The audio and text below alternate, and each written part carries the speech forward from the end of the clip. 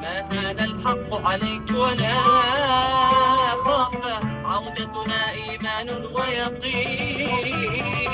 Sous une tente dressée au cœur d'un camp de déplacés, s'élèvent des accords de musique comme un acte de résistance et d'espoir. Malgré la guerre génocidaire qui ravage la bande de Gaza, des professeurs de musique défient la fatalité du silence, refusant que la peur et la douleur soient la seule voix audible. Since this war, I displaced almost 50 times. Depuis cette guerre, j'ai été déplacée plusieurs fois. L'idée de ce projet m'est venue de mes amis. J'apporte une guitare pendant la guerre, je la prends et je joue. Et tous les enfants se rassemblent autour de moi. Dans ces moments-là, on oublie la guerre alors que c'est venu une lumière dans ma tête. Pourquoi ne pas faire des activités musicales malgré cette guerre? Dans une atmosphère chaleureuse à l'école maternelle El Rimel, les enfants chantent accompagnés de musiciens en hommage à leurs camarades disparus lors de la guerre.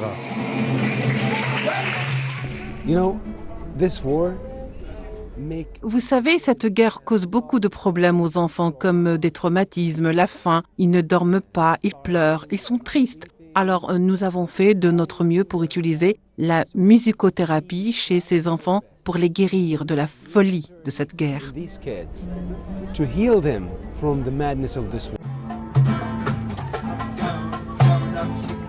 En temps de guerre, la musique devient un souffle de vie, une échappée vers l'espoir quand tout s'effondre.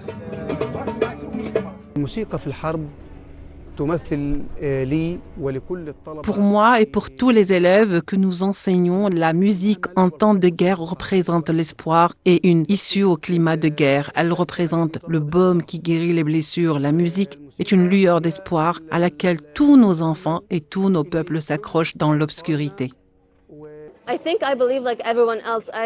Je crois, comme tout le monde, que j'aime vraiment la musique, j'aime découvrir de nouveaux genres, mais plus particulièrement le rock. J'aime beaucoup le rock, mais ce sens a changé pour moi pendant la guerre parce que non seulement j'écoutais de la musique déjà produite, mais j'apprenais aussi à créer ces sons moi-même. Donc c'était définitivement une expérience très nouvelle pour moi.